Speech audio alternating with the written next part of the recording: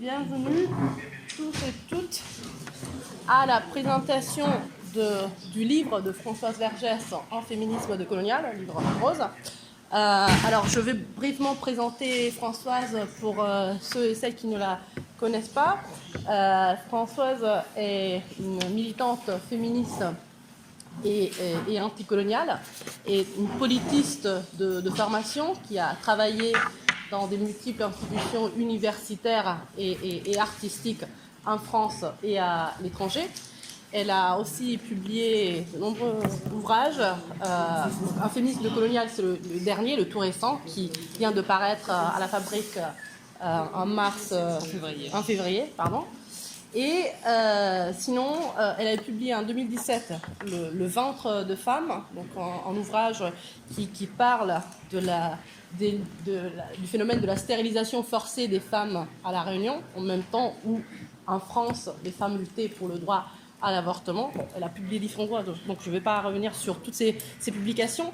Je veux juste lui donner la parole pour qu'elle puisse commencer à parler de son livre. L'idée, c'est que après sa présentation, on ouvre la discussion et que tout le monde, alors je sais qu'il y a beaucoup de camarades ici, donc il y a les camarades de NET, il y a des camarades de l'État espagnol qui travaillent aussi dans le secteur du nettoyage qui sont mobilisés. Ça sera bien de partager des expériences de travail et de lutte. Évidemment, tout le monde aussi est invité à prendre la parole. Donc l'idée, c'est qu'elle présente, peut-être pendant une demi-heure, et puis qu'on ouvre la discussion et qu'on échange entre nous. Bon, bonjour et merci. Je vais juste présenter rapidement pourquoi j'ai écrit ce livre et ce que j'entends par féminisme décolonial. Et ensuite, je préférerais qu'on discute, que vous me posiez des questions. En fait, je vais commencer par vous lire les 3 premières pages de mon livre parce que ça vous donnera un peu le contexte dans lequel, en fait, je veux dire, le point de départ plutôt que le contexte, le point de départ. C'est très court, donc ne vous inquiétez pas, ça ne va pas être très long. Alors, ça s'appelle « Invisibles, elles ouvrent la ville ». Et il y a une citation de Frantz Fanon qui est « Ayant les femmes, le reste suivra ». Et puis, il y a une citation de Audre Lorde « Mais extérioriser la colère, la transformer en action au service de notre vision et de notre futur, est un acte de clarification qui nous libère et nous donne de la force, car c'est par ce processus douloureux de mise en pratique que nous identifions qui sont les alliés avec lesquels nous avons de sérieuses divergences.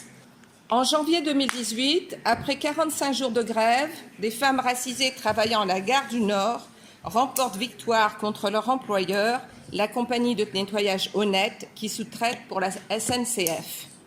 Ces ouvrières qui font partie d'une force de travail racisée et en grande majorité féminine, exerçant des métiers sous-qualifiés et donc sous-payés, travaillent au péril de leur santé, le plus souvent à temps partiel, à l'aube ou le soir, quand les bureaux, hôpitaux, universités, centres commerciaux, aéroports et gares se sont vidés, et dans les chambres d'hôtel quand les clients sont partis. Nettoyer le monde, des milliards de femmes s'en chargent chaque jour inlassablement. Sans leur travail, des millions d'employés et agents du capital, de l'État, de l'armée, des institutions culturelles, artistiques, scientifiques, ne pourraient pas occuper leurs bureaux, manger dans leurs cantines, tenir leurs réunions, prendre leurs décisions dans des espaces propres ou corbeilles à papier, tables, chaises, fauteuils, sols, toilettes, restaurants, ont été nettoyés et mis à leur disposition. Ce travail, indispensable au fonctionnement de toute société, doit rester invisible. Il ne faut pas que nous soyons conscientes que le monde où nous circulons est nettoyé par des femmes racisées et surexploitées. D'une part, ce travail est considéré comme relevant de ce que les femmes doivent accomplir sans se plaindre depuis des siècles. Le travail féminin de soins et de nettoyage constitue un travail gratuit. D'autre part, le capitalisme fabrique inévitablement du travail invisible et des vies jetables. Alors, après, je passe. La victoire des ouvrières de la gare du Nord est significative parce qu'elle met en lumière l'existence d'une industrie où se combinent racialisation, féminisation, exploitation, mise en danger de la santé, invisibilité, sous-qualification, bas salaire, violence et harcèlement sexuel et sexiste. Pourtant, en janvier 2018, ce qui fait la première page des médias en France et ailleurs, qui provoque débats et controverses, pétitions et contre-pétitions, et la tribune signée par un collectif de 100 femmes, dont Catherine Millet, Ingrid Caven et Catherine Deneuve, dénonçant la haine des hommes au sein du féminisme. Les signataires fustigent les campagnes Balance ton porc et MeToo, les accusant de constituer une campagne de délation, de justice expéditive, puisque des hommes auraient été sanctionnés dans l'exercice de leur métier, contraints à la démission, alors qu'ils n'ont eu pour seul tort que d'avoir touché un genou, tenté de voler un baiser, parler de choses intimes lors d'un dîner professionnel, ou d'avoir envoyé des messages à connotation sexuelle à une femme chez qui l'attirance n'était pas réciproque. Ça, c'est une citation de leur pétition. Que cette tribune ait retenu l'attention n'est pas surprenant. La vie confortable des femmes de la bourgeoisie dans le monde est possible parce que des millions de femmes racisées et exploitées entretiennent ce confort en fabriquant leurs vêtements, en nettoyant leurs maisons et les bureaux où elles travaillent, en s'occupant de leurs enfants, en prenant soin des besoins sexuels de leurs maris, frères et compagnons. Elles ont dès lors tout le loisir de discuter du bien fondé ou pas d'être importunées dans le métro ou d'aspirer à devenir dirigeantes d'une grande entreprise. Certes, des hommes profitent aussi de la division nord-sud et d'autres hommes sont mis dans la situation de les entretenir. Mais si j'insiste sur le rôle des femmes du Sud global dans cette organisation du monde, c'est pour souligner d'autant plus son caractère révolutionnaire dans la critique du capitalisme racial et de l'hétéropatriarcat. Donc, je disais qu'il y avait plusieurs questions qui m'avaient amené à écrire ce livre. D'une part, de revenir sur l'indispensabilité du travail de nettoyage, et pas le travail ménager à la maison, qui a été au centre de la réflexion féministe dans les années 70. Mais celui qui se fait dans le monde public, celui qui est rentré dans le monde du capitalisme, pas seulement dans le monde domestique de la maison, le mari qui exploite. Mais comment c'est une industrie qui augmente considérablement. Des millions de femmes dans le monde sont aujourd'hui dans cette industrie. Donc ça c'était une des premières choses qui m'a intéressée, leur lutte, et comment analyser l'importance du nettoyage dans le fonctionnement de la société tous les jours. Une autre question, c'était comment les droits des femmes, ce qu'on appelle les droits des femmes, sont devenus une carte maîtresse dans les mains du néolibéralisme et de l'impérialisme. Comment tout le caractère réformiste, je ne dirais pas nécessairement révolutionnaire, mais même réformiste de ces droits ont été enlevés pour ne devenir qu'une arme dans les mains du néolibéralisme. Ensuite, une troisième question, et ça c'est pour la France, mais ça tient aussi après ça se répand en Europe. Comment expliquer que ce sont des féministes de gauche en France qui ont été à l'origine de l'islamophobie, du discours islamophobe, et qui ont donné au discours de l'islamophobie son vocabulaire et ses représentations. Et je reviendrai là-dessus. La question aussi donc, que je me posais, c'est comment aussi expliquer le tournant complètement d'une gauche européenne en soutien à ce que j'appelle, moi, le féminisme civilisationnel. Civilisationnel parce que je pense qu'il emprunte à la mission coloniale civilisatrice, à la mission civilisatrice coloniale, beaucoup de son vocabulaire.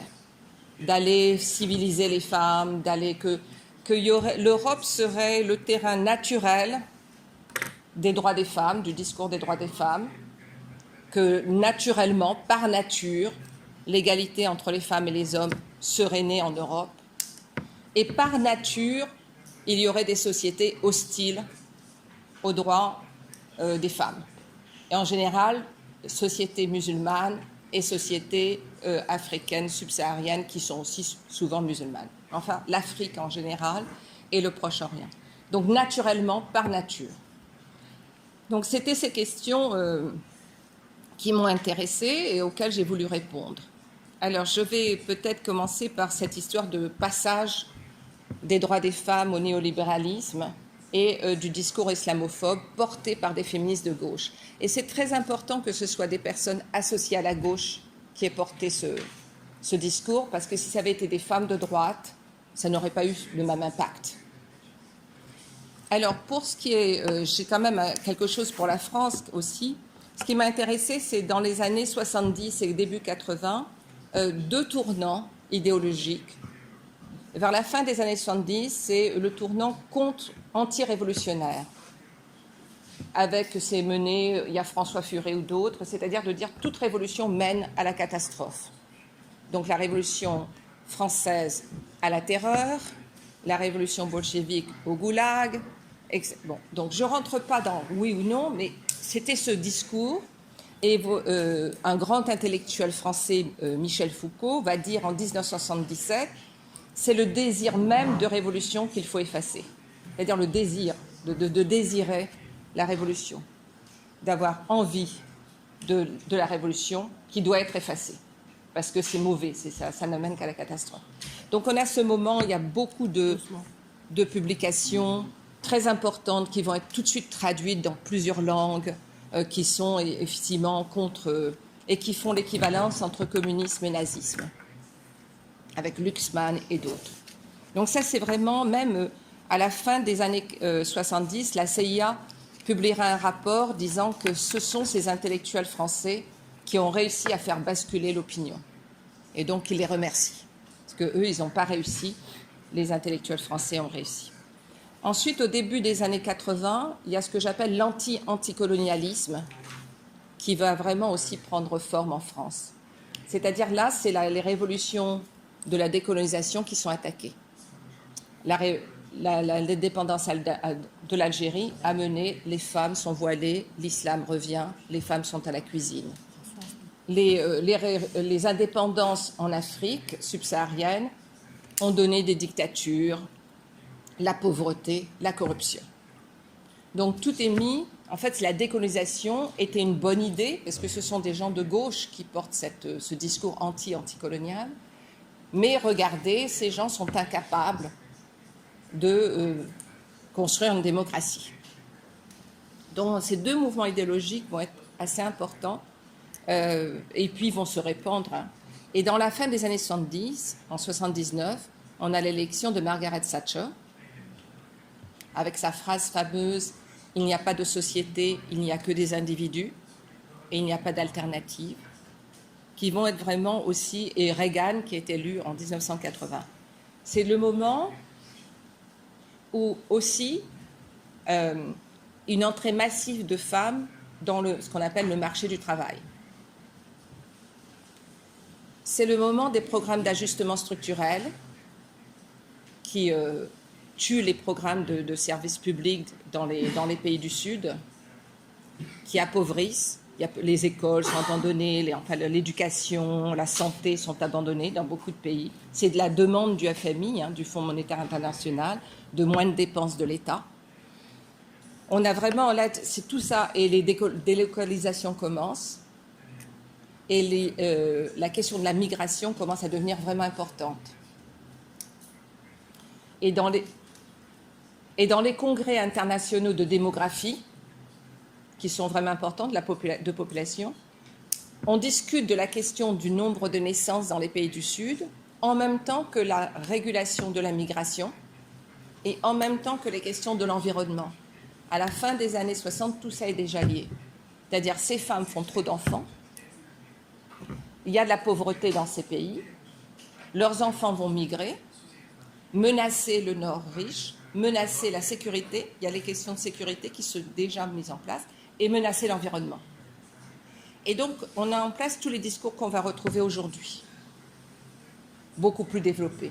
Mais c'est déjà en place à ce moment-là. Donc, ces revirements où tout d'un coup, ce qu'on voit aujourd'hui avec le capitalisme vert, la question de contrôle des naissances, que les femmes africaines font trop d'enfants, c'est pour ça qu'elles sont responsables de la pauvreté, tout ça déjà est là. Et pendant ce temps-là, il y a l'émigration qui commence, parce qu'effectivement, les gens sont absolument... c'est l'appauvrissement total dans le tiers-monde.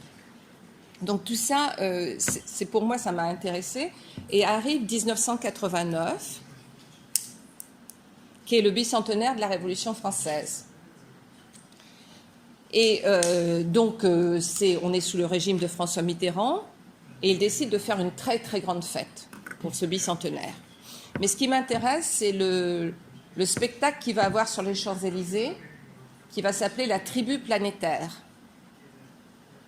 Et en fait, c'est de faire mettre en public la tribu du monde, cette espèce de truc Benetton.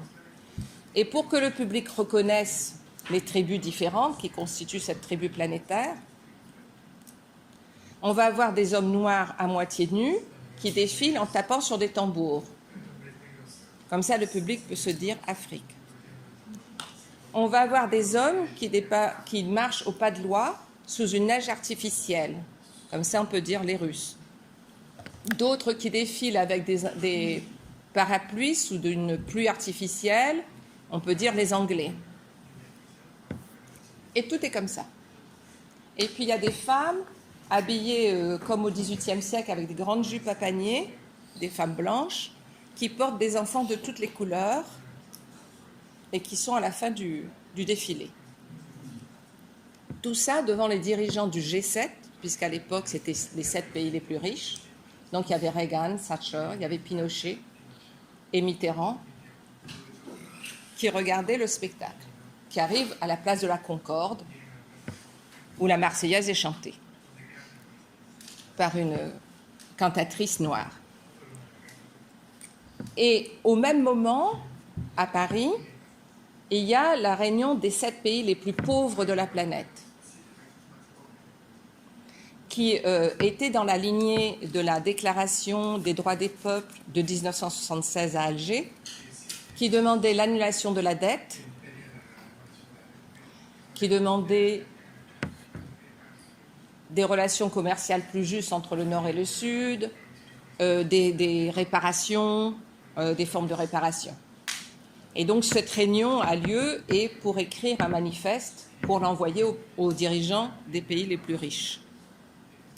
Le manifeste sera écrit en bout de 2 jours et qui demande d'une part, la première chose, c'est l'annulation de la dette, ce qui était la grande demande à l'époque, parce qu'il y avait une énorme dette du Sud qui appauvrissait le Sud.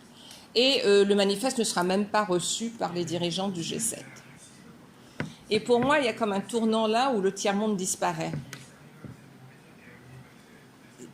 Ça n'existe plus. On est vraiment dans le moment néolibéral, on entre vraiment dans le moment néolibéral où finalement chacun est responsable de sa pauvreté ou de sa richesse.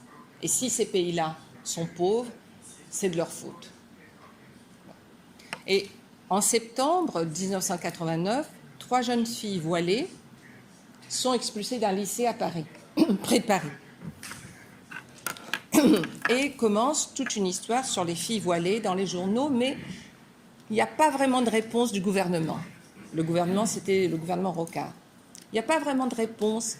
Et à ce moment-là, il y a donc une lettre adressée par des intellectuels associés à la gauche, associés, je dis, mais enfin bon, et qui s'adresse à Lionel Jospin, qui était le ministre de l'Éducation nationale, en leur disant... 67, à la fin, en bas. Oui, à la page, en autorisant. Oui. Et alors, dans cette lettre, il s'adresse en disant « Vous nous devez interdire le foulard ». Et je lis une phrase. « En autorisant de facto le foulard islamique, symbole de la soumission féminine, vous donnez un blanc-seing aux pères et aux frères, c'est-à-dire au patriarcat le plus dur de la planète. » Et donc là, sont en place tous les mots, tous les éléments de langage, comme disent l'autre, du discours islamophobe. Soumission des femmes, voile, objet de la soumission, patriarcat le plus dur de la planète, père, frère, et qui seront aujourd'hui.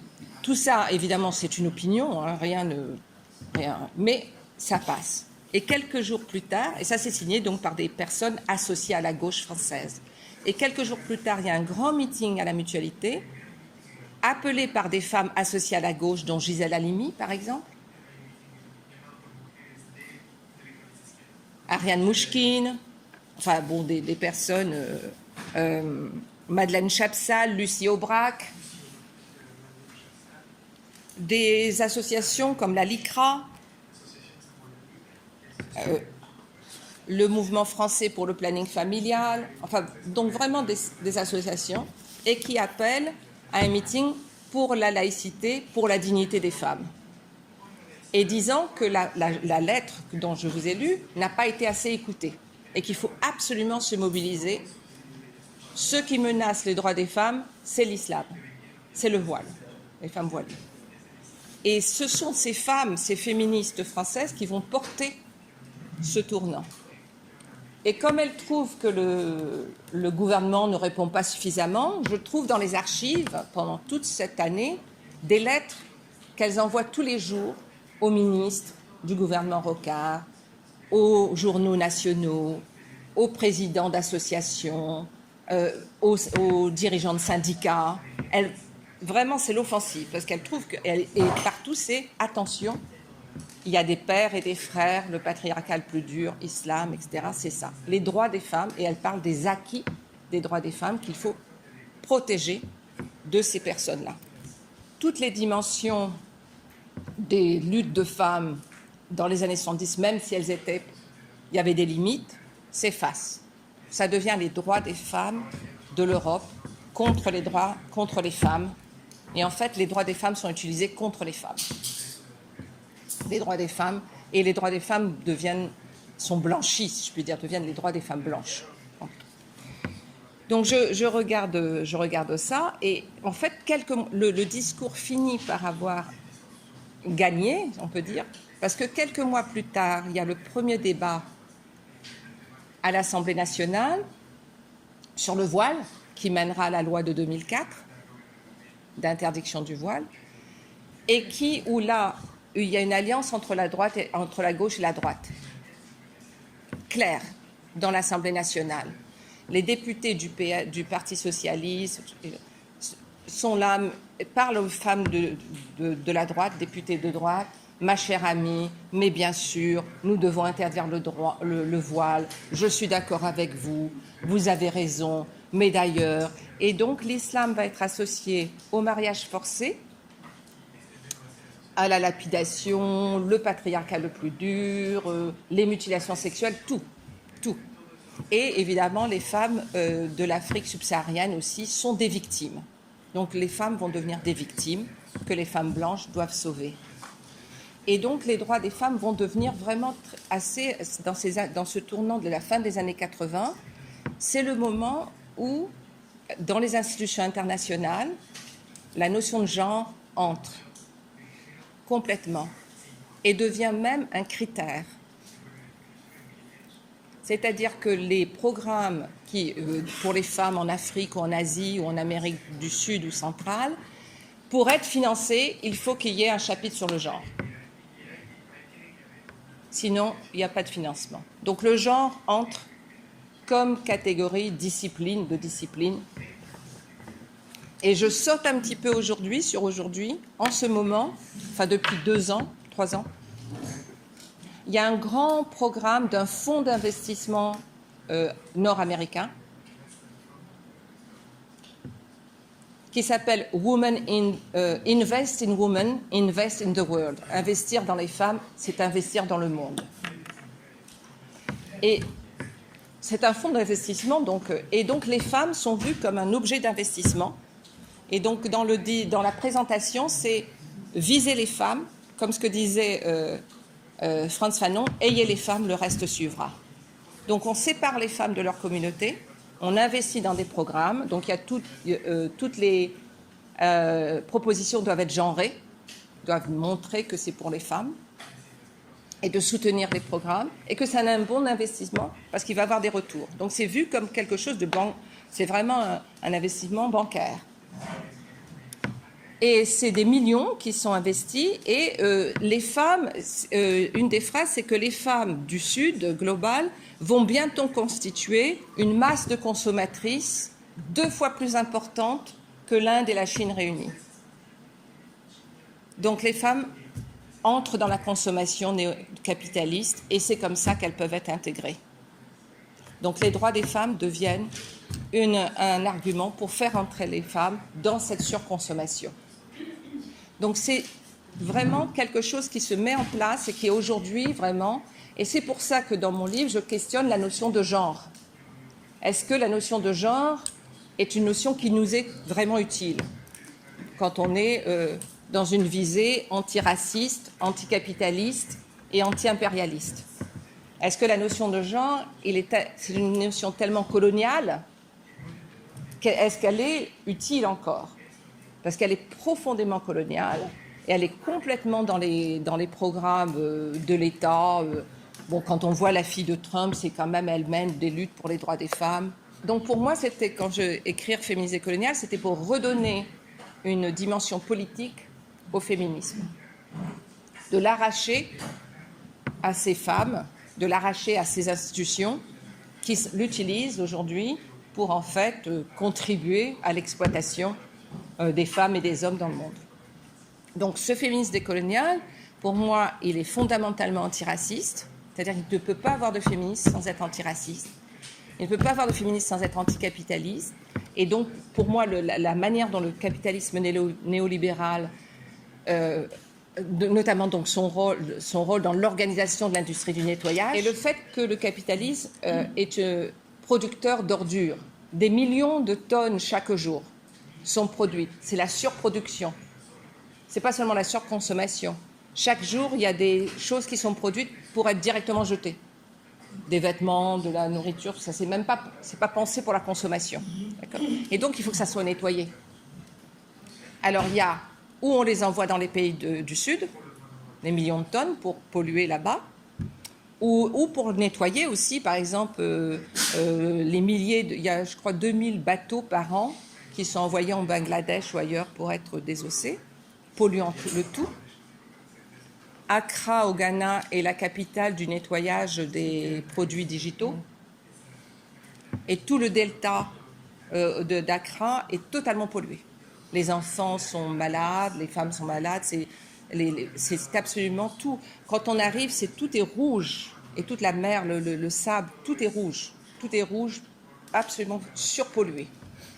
Donc il y a ce côté d'envoyer les déchets là-bas ou de faire travailler les femmes de manière invisible pour que la ville soit propre tous les jours et que tous les cadres puissent fonctionner, prendre le train, l'avion, rentrer dans l'hôtel, aller faire leurs réunions. Et donc ce travail invisible qui pour moi aussi lié au racisme qui se voit dans plusieurs domaines, pas simplement dans la discrimination, mais même dans la réorganisation de la ville. Et qui est lié un peu avec cette idée il faut maintenant être dans un environnement sain. L'air ne doit pas être pollué, l'eau ne doit pas être polluée, il doit y avoir des espaces verts. Et donc on voit par exemple, si on regarde la France, mais on peut voir dans d'autres villes, une réorganisation de la ville comme une ville où il fait bon vivre. Où les mamans pourront promener leurs enfants, le monsieur pourra faire son footing le matin, parce qu'il y aura de l'air, il y aura des petits oiseaux dans les arbres, il y aura des espaces verts. Et les personnes qui viennent nettoyer ces endroits sont renvoyées dans des quartiers où l'air est pollué, il n'y a pas d'espace vert pour leurs enfants, il n'y a pas de... Et donc, il y a une réorganisation où même le discours de l'environnement est utilisé pour les discriminations raciales, de reconstituer. Dans les villes du Sud, c'est plutôt les enclaves, par enclaves. Donc on a des enclaves bien vertes, bien propres, protégées par des militaires, mais ça va arriver en Occident. Et puis le reste, les gens peuvent... Il n'y a pas d'égout, voilà. Et en même temps, le discours est entretenu que ces gens-là ne sont pas propres. Pour moi, par exemple, toutes les photos qu'on voit du Sud, les montagnes d'ordures, les rues sales avec les égouts dans le milieu de la rue, les enfants ou les adultes qui fouillent dans les monceaux d'ordures, et tous les conseils, ne buvez pas d'eau quand vous allez là-bas, ne mangez pas la nourriture, sauf si vous êtes dans les bons restaurants. Construit aussi ce qui est propre et ce qui est sale. Et donc toute cette construction aussi, pour moi, ça a le propre à voir avec le néolibéralisme et le racisme. C'est pas simplement une question de hasard, c'est pas une question de pauvreté. C'est vraiment... Donc c'est tout ça, si vous voulez, que j'essaye de voir, et que pour moi, donc, le travail de nettoyage est le terrain d'analyse et de pratique d'un féminisme décolonial. Parce qu'il rassemble cette question de propre sale, les questions de la migration, des papiers, pas de papiers, des maladies musculo-squelettiques terribles, des maladies dues aux produits chimiques qui sont utilisés, de la fatigue, d'une espèce d'économie de l'exhaustion, on dit en français, de l'épuisement, pardon. Une économie de l'épuisement. Toutes les femmes, quand j'ai lu les témoignages, que ce soit à Maputo, à Washington, à Mexico City ou à Paris, elles dorment 4-5 heures par nuit. Donc, une question d'épuisement, Et comment ce corps épuisé est le corps qui permet au corps performant du néolibéralisme d'exister. Cet homme qui court le matin ou la femme qui fait son footing à 5 heures, qui ensuite a un petit déjeuner détox avec un toast à l'avocat et une boisson détox, et qui va à sa salle de gym, qui fait du yoga et de la méditation, mais qui travaille tout le temps, qui est capable de travailler 14 heures, et même le dimanche, parce que c'est ça le néolibéralisme, c'est vraiment la performance. Mais cette performance est possible parce qu'il y a un corps épuisé qui, lui, est absolument renvoyé à la maladie, à l'épuisement, et sous-payé dans un travail dit sous-qualifié, alors que c'est un travail indispensable à la société, absolument indispensable. Si le matin, tout ça n'était pas nettoyé, ça ne marcherait pas. Ça ne marcherait pas.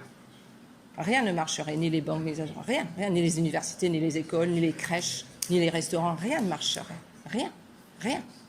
Et donc, pour moi, c'était aussi de ramener cette histoire de travail ménager, de le sortir du domestique, de la vie domestique, du foyer. C'était important, tout le travail qu'avaient fait les féministes matérialistes sur le salaire ménager, et de le mettre au cœur, et donc, du coup, de le relier aussi au rôle des femmes noires dans l'esclavage, sous l'esclavage, des femmes colonisées, des femmes des peuples indigènes, qui ont toujours été celles qui ont nettoyé les maisons des riches et des blancs et des puissants. Donc il y a aussi une histoire, une longue histoire, où vraiment qui constitue pour moi un terrain d'analyse de la manière dont l'accumulation aussi se fait, pas simplement donc dans les banques, la finance, mais là, absolument, et que ce sont des femmes qui portent. Mais le travail de soin, le travail de nettoyage, je le lis au travail de soin. Je ne sépare pas soin et nettoyage. Nettoyer, c'est prendre soin. Prendre soin, c'est nettoyer, très souvent. Donc, la manière dont les syndicats séparent ces deux catégories, bon, ça c'est... Mais pour moi, les deux vont ensemble. Le travail de soin, je le dis au travail de nettoyage. Nettoyer, c'est prendre soin. Prendre soin, c'est nettoyer. Et donc, dans cette extension du terrain, je prends aussi, j'intègre la question du travail sexuel, de tout le travail qui serait de prendre soin, de prendre soin d'une société capitaliste néolibérale et hétéropatriarcale qui a besoin de ça pour fonctionner. Et donc le féminisme décolonial, c'est remettre en question aussi les catégories de masculinité et de féminité telles qu'elles sont construites par le capitalisme et l'hétéropatriarcat. Puisque l'homme néolibéral, aujourd'hui, c'est cet homme brutal, je veux dire, les qualités qui lui sont associées, c'est la brutalité, la capacité d'exploiter, en toute impunité, de tuer, et donc c'est cette masculinité qui est une masculinité qu'on peut interroger. Parce que, donc voilà, enfin je sais pas, je crois que je vais m'arrêter pour qu'on puisse discuter, parce que sinon... Merci beaucoup Françoise.